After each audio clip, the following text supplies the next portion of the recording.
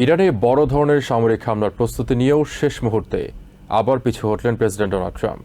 2 সপ্তাহের মধ্যে দ্বিতীয়বার মধ্যপ্রাচ্যকে নতুন যুদ্ধের দ্বারপ্রান্ত থেকে ফিরিয়ে আনার দাবি করে তিনি বলছেন, হরমুজ প্রণালী পুনরায় খুলতে সম্ভাব্য সমঝোতার ভিত্তি তৈরি হয়েছে। সোমবার ইরানের সাথে আবার আলোচনা শুরু হচ্ছে। কয়েক মাস ধরে হামলার হুমকি, পাল্টা হামলা এবং বারবার কূটনৈতিক অগ্রগতির দাবির মধ্যেও স্থায়ী সমাধান আসেনি। এবার নতুন সংকট ঠেকাতে ট্রাম্পকে সংলাপের পথে থাকার আহ্বান জানিয়েছেন সৌদি যুবরাজ মোহাম্মদ বিন সালমান।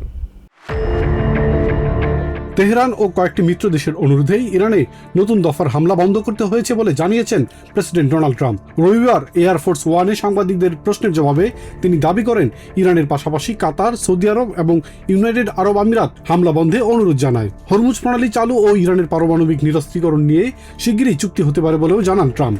এর আগে দ্রুত চুক্তি করার শর্তে ইরানের বিরুদ্ধে পরিকল্পিত সামরিক হামলা স্থগিত করার ঘোষণা দেন তিনি। সামাজিক মাধ্যমে এক বার্তায় তিনি বলেন, আমেরিকা যে কোনো সময় চাইলে পুনরায় হামলা চালানোর জন্য পুরোপুরি প্রস্তুত রয়েছে, তবে ইরান এবং উপসাগরীয় মিত্রদের অনুরোধে আপাতত এই সিদ্ধান্ত নেওয়া হয়েছে। তবে ট্রাম্পের এই দাবি অস্বীকার করেছে তেহরান। রবিবার ইরানের সামরিক বাহিনীর বরাত দিয়ে দেশটির রাষ্ট্রীয় সংবাদ মাধ্যম মেহের নিউজ দাবি করেছে, ইরান এমন কোনো অনুরোধ করেনি। ট্রাম্পের এমন বক্তব্যকে আরেকটি মিথ্যা বলে অভিহিত করেছেন তারা।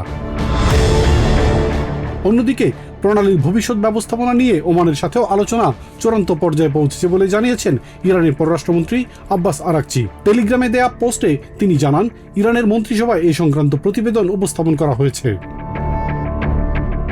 এদিকে ট্রাম্প প্রশাসনের সাবেক ডিফেন্স সেক্রেটারি মার্ক এসপার বলেন, প্রেসিডেন্ট ট্রাম্প যুদ্ধ পরিস্থিতির মধ্যে যেভাবে হঠাৎ সিদ্ধান্ত পরিবর্তন করেন তাতে আমেরিকার সামরিক বাহিনীর জন্য জটিলতা তৈরি হয়। তবে রিপাবলিকান সেনেটর জন কেনেডি মনে করেন, আলোচনার মাধ্যমে সংকট সমাধানের পথ খোলা রাখার জন্যই হামলা বন্ধের নির্দেশ দিয়েছেন ট্রাম্প।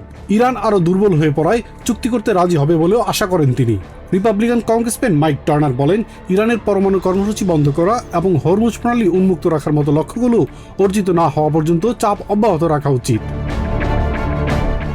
7টি স্টেটের পানি সরবরাহ ব্যবস্থার উপর সাইবার হামলার কথা উল্লেখ করে ইরানের সম্ভাব্য সাইবার হামলার বিষয়ে আরও সতর্ক হওয়ার আহ্বান জানান তিনি। ডেমোক্রেটিক সেনেটর মার্ক কেলি বলেন, ট্রাম্প প্রশাসন এই সংঘাতে দিশেহারা হয়ে পড়েছে। এই পরিস্থিতি থেকে বের হয়ে আসার পথ তাদেরই খুঁজে বের করতে হবে।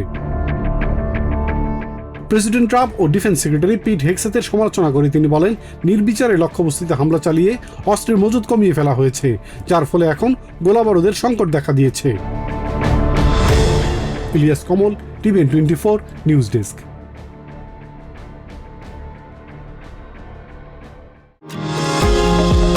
নিউ ইয়র্ক থেকে সম্প্রচারিত টিভিএন 24 টেলিভিশন বিশ্বজুড়ে বাঙালির কণ্ঠস্বর।